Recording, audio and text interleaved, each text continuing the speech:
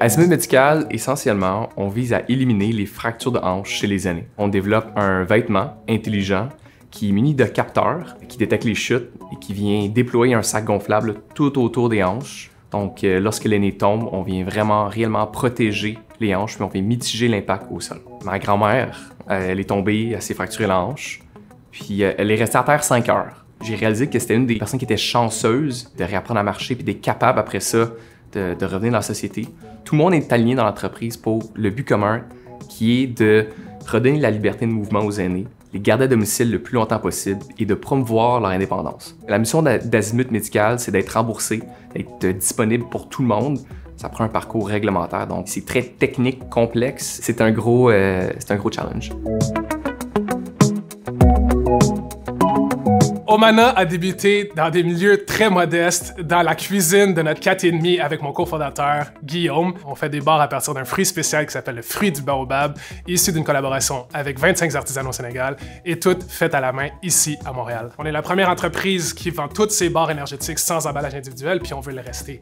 Mais c'est difficile des fois de résister à la tentation puis de laisser un peu de l'argent ou des opportunités sur la table. Fait que les lundis philosophie, c'est une pratique à l'interne qu'on a créée, une rencontre à chaque lundi où on s'assoit en équipe, puis on se regarde dans le blanc des yeux, puis on se dit, est-ce qu'on est fidèle envers nous-mêmes? Est-ce qu'on suit notre trajectoire? Puis est-ce qu'on est bien ici comme Omana est présentement avec sa croissance? Pour moi, Omana, c'est simplement un véhicule. C'est un véhicule qui nous permet de sauter par-dessus les frontières et les barrières qu'on s'est créées artificiellement dans notre tête. On veut créer une société qui apprend l'un de l'autre, mais surtout qui va chercher cette diversité-là, puis qui va l'inclure et la valoriser à sa juste valeur.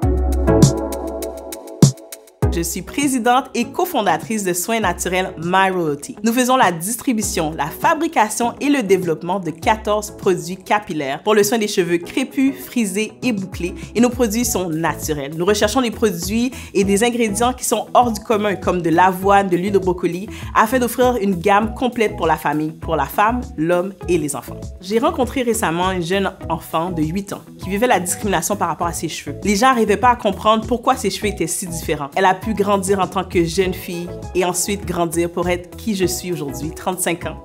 C'est pour ça que j'ai parti cette gamme-là. C'était difficile pour moi de bâtir une estime de soi assez fort et je me suis dit, c'est quoi? Je veux passer ça à la relève. Je veux passer ça à ma communauté pour qu'ils puissent comprendre que malgré leurs différences, ils ont une valeur. Au contraire, c'est leur différence qui fait leur valeur. Pour moi, ça a été difficile le démarrage, mais ensuite l'entreprise a pris son essor et je ne regrette pas ce moment qui a été difficile. Mais après toute tempête, il y a un soleil qui s'en vient.